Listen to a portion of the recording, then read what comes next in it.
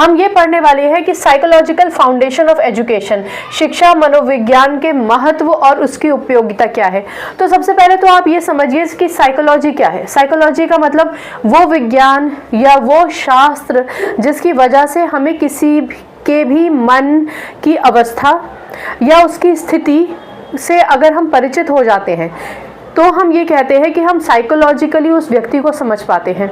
अब जब हम टीचर बनने की कोशिश करते हैं या जब हम टीचर बनने के लिए आगे बढ़ते हैं तो सबसे ज़्यादा ज़रूरी हमारा ज्ञान तो होता ही है, लेकिन उससे भी ज़्यादा ज़रूरी होती है हमारी वो पकड़ जो हमारी हर एक स्टूडेंट के साथ रहनी चाहिए। एक अच्छा संबंध, एक मधुर संबंध हम बच्चे को साइकोलॉजिकली मनोविज्ञान के हिसाब से समझ सकते हैं अगर, तो हम एक बेहतरीन लेक्चर दे सकते हैं। हमारा जो लेक्चर होता है ना क्लास में, वो सिर्फ एक बच्चे को ज्ञान नहीं देता, कई बार उसकी पूरी जिंदगी बना देता है और कई बार उसको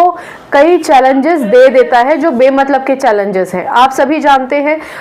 यदि आप मेरी हम उम्र है तो आप ये समझते होंगे कि कई बार हमने अपने क्लासेस में अलग अलग तरीके के चैलेंजेस फेस किए। कई बार हम दूसरे बच्चों के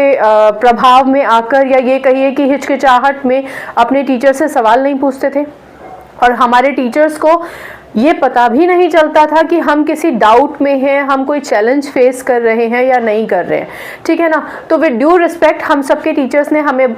इस काबिल बनाया कि आज हम एजुकेशन फील्ड में सर्व कर रहे हैं, लेकिन फिर भी कुछ खामियां तो थी ही और इसी वजह से अब कई मापदंडों पर शिक्षा प्रणाली को रिवाइज किया गया है और हमें हेल्प मिलता है कि हम बच्चों से एक बेटर कनेक्शन कर पाए। इसके अलावा हम बच्चों को बेटर कंटेंट दे पाए। तो आज के पहले लेक्चर में आज हम ये समझने वाले हैं कि शिक्षा मनोविज्ञान का महत्व और उसकी उपयोगिता क्या है और एजुकेशन डिपार्टमेंट को उसको क्यों अपने टीचर्स तक पहुंचाना चाहिए। सबसे बड़ी बात तो ये है कि अगर हम साइकोलॉजिकली बच्चे को समझ पाते हैं तो हमारे